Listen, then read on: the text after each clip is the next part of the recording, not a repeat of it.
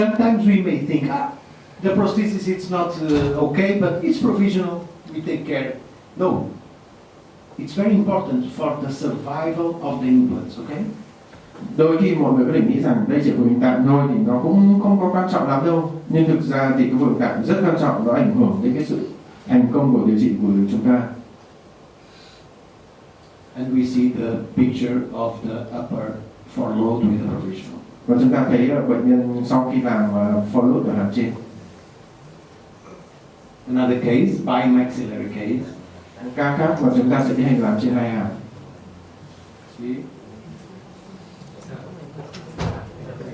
See the typical triangle that we use to place the implants. Mọi người nhìn thấy hai hình tam giác rất là điển hình khi chúng ta đặt implant. And the provisional. Và đây là hàm tạm của bệnh nhân.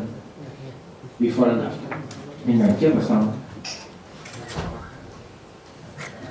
See, maximum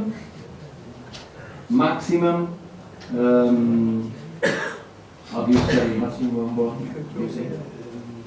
use of the bone at our disposition.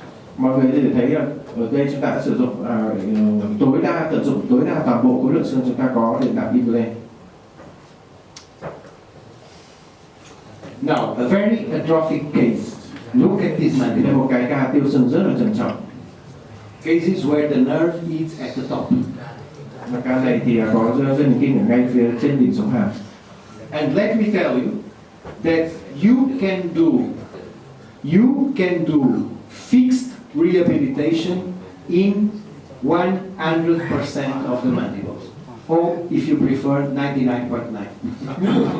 Thì để tôi nói cho bạn biết thì chúng ta có thể làm được phục hình gắn cố định trên hàm dưới ở 100% trường hợp, hoặc là có thể chỉ là 99,9% thôi.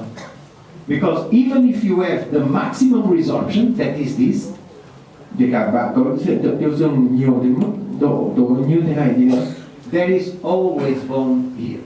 thì chúng ta có xương ở vùng đằng trước chỗ thầy vừa chỉ. This don't happens in the maxilla. Sometimes in the maxilla you don't have bone at all under the nose. I show you a case with no bone. Okay? In the mandible you always have bone here.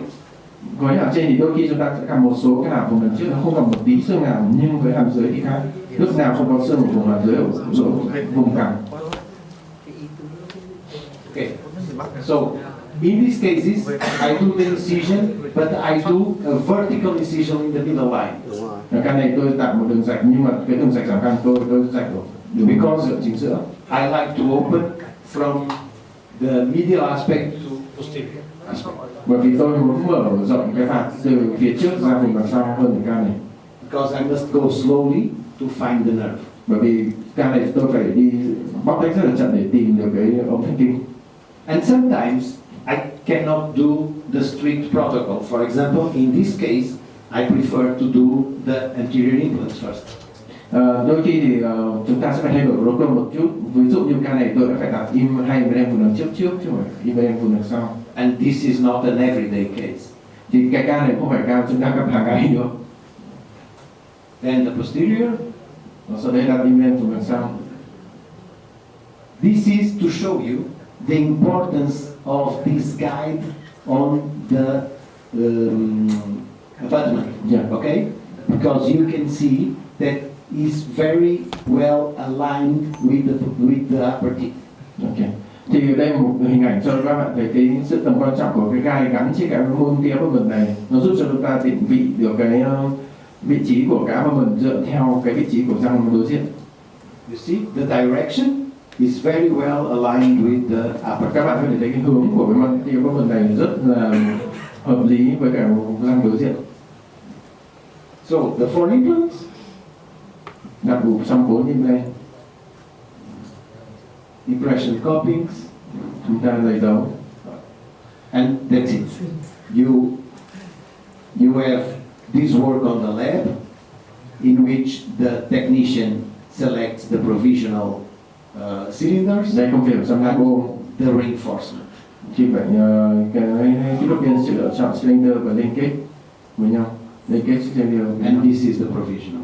Và đây là cái hàm tặng cho bệnh nhân. Of Of course, we have a big portion of acrylic because of the bone resorption. Ở đây thì bệnh nhân cái hàm này nó có phần nhựa hồng rất là nhiều bởi vì do bệnh nhân bị tiêu xương rất là nhiều. And you remember what I said in the beginning, that when we treat these cases, we have to give back to the patient all that he has lost: teeth, bone, and gum. Thì thầy nhắc lại từ buổi sáng, để khi chúng ta làm phục hồi lại cho những bệnh nhân này thì chúng ta phải trả lại hết cho bệnh nhân những cái gì bệnh nhân đã mất. Đây gồm có răng, lợi và xương. And this volume is very important for facial aesthetics. Và cái thể tích mà chúng ta mang lại để cho bệnh trả lại cho bệnh nhân thì nó rất quan trọng với cái thẩm mỹ mặt ngoài của bệnh nhân. Okay, the provisional in position. Và đây cái hàm mà tạm được lắp trên miệng bệnh nhân. And you have an X-ray. Ở đây hình ảnh phim X-quang. You see, almost no bone and a nice X-ray of the case. Và các bạn xem thì gần như không có xương, và đây là hình ảnh phim. Big cylinders, Cái because xe rất là dài. Yeah. the prosthesis is high. What about the length of the implant? The length. Okay, this is the case. He asked you the length of the implants. These are 10. 10 for Ten. both both of them. Yes. Yeah. Em vừa hỏi thầy cái chiều dài của implant ở đây là bao nhiêu, thì toàn bộ là 10 mm. I have no problem in using 10 or 8 implants. Độ nghiêng nó bao nhiêu hả anh? Now, we don't have that problem of short implants. Because implants, Các chị có đồng nghiệp có thắc mắc gì không? Độ nghiêng của hai cây xa là bao nhiêu hả anh? Đồng nghiệp cho hai bên ra sao? How title you do for that one? This case, the angulations. For that, yeah. sometimes we don't go to 45, but I'm not concerned about numbers. I don't care if it is 45, 39, or 37, or 42, or 46. I don't care. I care that I have to put my implants guided by the anatomy. Okay? After implants are in position, I know that I have two possibilities: 17 degrees or 30 degrees abutment. Okay? If I don't have a big inclination, I go for 17 degrees abutment. Okay? In normal cases, 45, then 30 degrees abutment. Okay? Thì thầy cũng quá quan trọng cái con số đâu, thì thầy đặt nhưng mà đây không phải lúc nào cũng 45 độ, mà thầy dựa vào cái cấu trúc giải phẫu bên dưới của cái xương để thầy đặt. In this case, these are 70 degrees abutment. Thì khi thầy đặt ấy, thì thầy không quá quan trọng, bởi vì thầy biết là trong đặt xong hai bên lên thì mình có hai option để lựa chọn, một cái abutment 30 độ, hai abutment nghiêng 17 độ. Ở cái này thì đã sử dụng abutment nghiêng 17 độ. The technology of implants have evolved a lot. The design of the implants, and as I told you before, what is important is the initial stability of the implant. I'm not very concerned about the length of the implant. Okay, it's better an implant with 8 millimeters and 50 newtons than an implant with 60 millimeters So, and 20 newtons. So you use the length for the implant in the back very high, because you would like to have a stability for the immediate loading. So in the case of you didn't do that, you have to wait, I don't know, 2 months, 3 months. So is it necessary to use this type of length, very long, or you can use a 10 or 8 in this No, case? what I tell you what I do. This is more important in maxilla than in mandible. Okay? If there are things that I can only decide in the surgery, okay? I can have all the CT scans, all the photos, but there are things that I only decide on surgery. Because sometimes I don't know the quality of the bone. The CBCT doesn't tell you about the quality. You feel it with your hand. If I'm going to drill and I feel that the bone is too soft, okay, then I prefer a longer implant so I can reach the nose. Okay? And sometimes we do what we call bicortical anchorage. The tip of the implant, the point of the implant enters the cortical of the nose. Okay? And So- then I get more initial stability. So In cases that there is, you go into stability. It's not the length. my, Right. yes, my I goal understand. is stability, no length. Mm. Okay? I have mandible with a lot of bone, but it's hard bone. 10 millimeters. Ok. It's okay. Ok, cái này rất quan trọng bởi vì cái hồi trước đó là cái khái niệm của cái thầy Paulo là phải cắm bên trên rất dài. Bởi vì nhiều khi mình không cắm trên được, tại vì nhiều khi cái xương nó thấp lắm và mình không có thể mình dài là 14 là ít nhất 16, 18. Bởi vì nhiều ca mình không có làm được. Bởi vì cái vấn đề hồi trước đó là khi mình mài xương với là cái hàm trên đó, nhiều khi mình mài xương nhiều quá thì làm sao mình cắm bên trên được. Thì bởi vì cái quan trọng tới ngày hôm nay với cái em mà chôn vùi dưới xương đó, nếu mà xài mấy anh chị xài công tắc đó, thì mình biết, nhưng mà xài công tắc mình không muốn bảo vệ công tắc, mình nói là cái suy nghĩ là mình không cần xài cái kim trên dài, mình có thể thầy có thể xài 8, 10 cũng được đâu, mà hàm trên hàm dưới. Cái quan trọng của thầy là nếu mà mình làm injet loading á, là mình làm phục lập tức á, trên dưới 24 tiếng đồng hồ đó, mình phải làm cách nào cho cái lực mà nó khẳng định sự khẳng định đầu tiên nó rất là cao thì mình mới bảo tồn được, mình mới bảo đảm được cái sự mình an tâm. Thì dựa vô đó thì thầy xài một cái trên rất dài khi mà thầy có cái mình khi mình phẫu thuật mình thấy là cái xương nó mềm lắm, thì nếu mà mềm lắm á, mình được cắm bên trên, nếu cắm bên trên mà sạch 80 nhiều khi á, mình không có đủ lực, khẳng sự khẳng định đầu tiên nó rất là yếu, thì thầy mới xài khi mà cái bicortical là cái mình tựa vô cái thành của xương vỏ, của cái đỉnh xương và của cái sống mũi, thì mình lại xài cái em trên dài này mình đụng hai bên đó, mình đụng ngay cái đỉnh xương và ngay cái sống mũi thì nó mới dính được cái hai cái xương vỏ thì nó mới chắc. Mình đồng ý không? Bây giờ mình hỏi thầy là bây giờ đó nếu mà bạn mà không có cần làm injet loading là mình chờ đi, mình cái bên chờ 2 tháng, 3 tháng, 4 tháng thì mình cần xài trên dài không thì nó không. Như vậy mình có thể cắm một cái trên 8 hay 10 cũng được, không có vấn đề. Trong cái trên xa đó mình nghiêng nó thôi, ok. Cái độ nghiêng tối đa mình có thể mình chặt cái tay chút 47, 45, 47, 48 không có vấn đề. Nhưng mà đừng có nghiêng hơn, tại cái vấn đề là cái phục hình khi mình chuyên mình nó vẽ góc lại có 30 hả? Là tối đa mình mấy không? Thì cái nghiêng, nhưng mà nếu mình nghiêng ít hơn đó, nãy có một bạn họ hỏi muốn nghiêng ít không có vấn đề gì đó. Là tùy cái xương nữa. Tại nhiều khi mình nghiêng mình không có đủ điều kiện thì mình nghiêng ít hơn. So the last question that I asked you is if in some case you don't have enough, the arch is a small one. You understand me? You cannot tighten like 45 and tighten like 30. So may you reduce the number of the teeth Yes, in that? on provision. Okay, on provision. And on definitive one? Always 12. Always 12. Always 12. And so you have a little bit cantilever, Yes, right? yes, because there is a structure, so. Okay. So nếu mà mình cái ongulation cái độ nghiêng của mình 45 á, thì cái đường cung của mình nó dài hơn thì mình để nhiều răng được không? Thì mình hỏi bây giờ đó nếu mình thay vì mình nghiêng 45 độ mình nghiêng 30 thì chắc chắn là hai cái răng phía sau nó trổ ra ít hơn thì cái đường cung mình nó nhỏ hơn.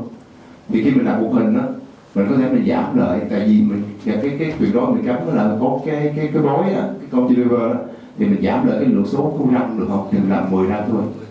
Ok. Nhưng mà thầy nói là khi mà làm cái phục hình cố định lập tức sau 6 tháng, nhưng mà là phải chờ 6 tháng mới đổi rồi làm cái phục hình cố định thì tới thì mình có thể mình làm 12 răng, thầy luôn làm 12 răng.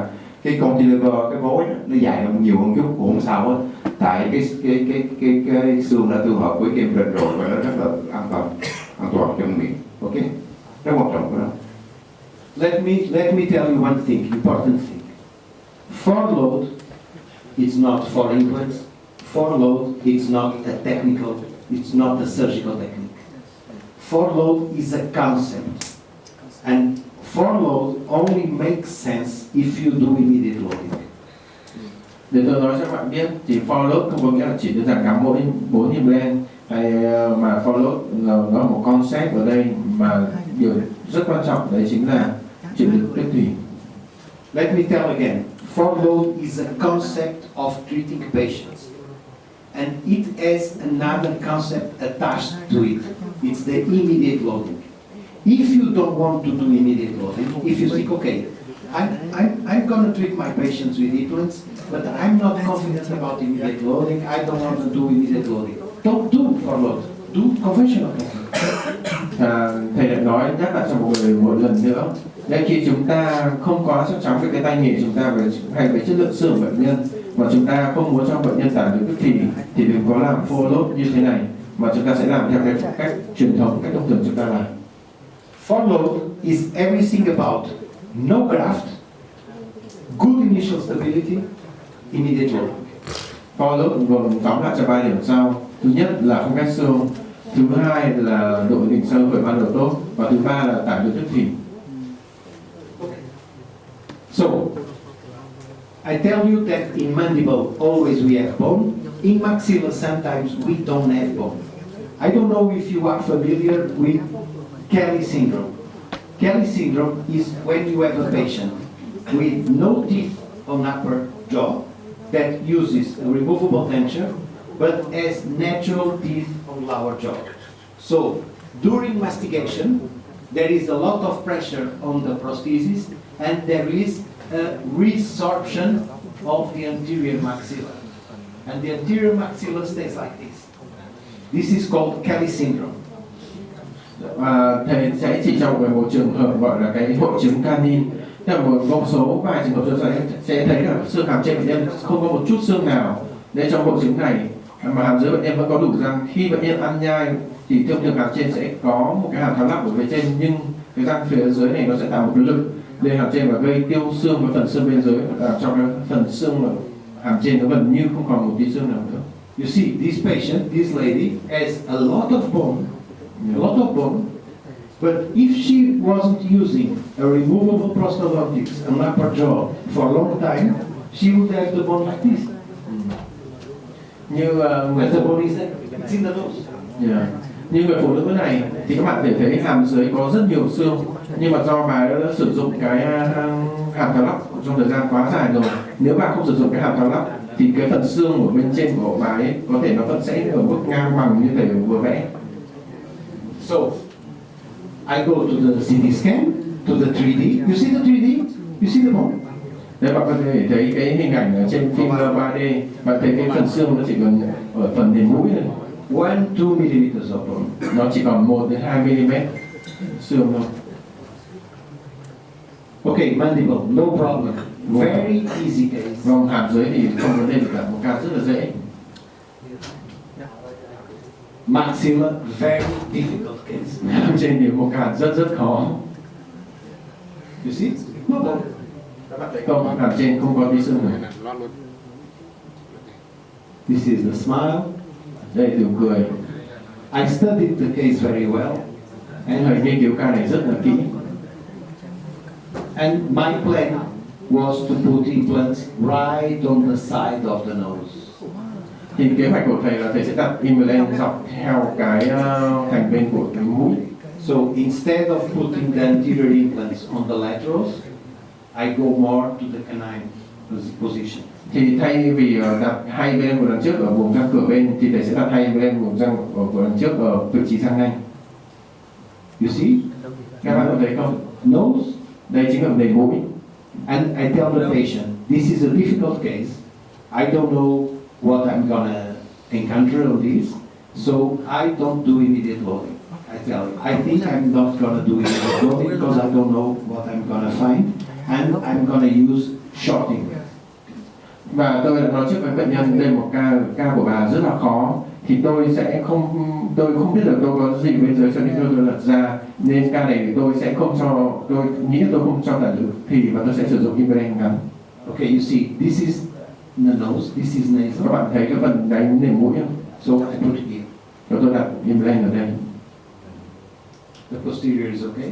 Cái phần implant phần đằng sau thì không có The thể gì. same on the other side.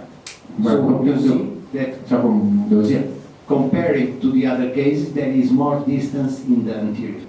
So sánh với các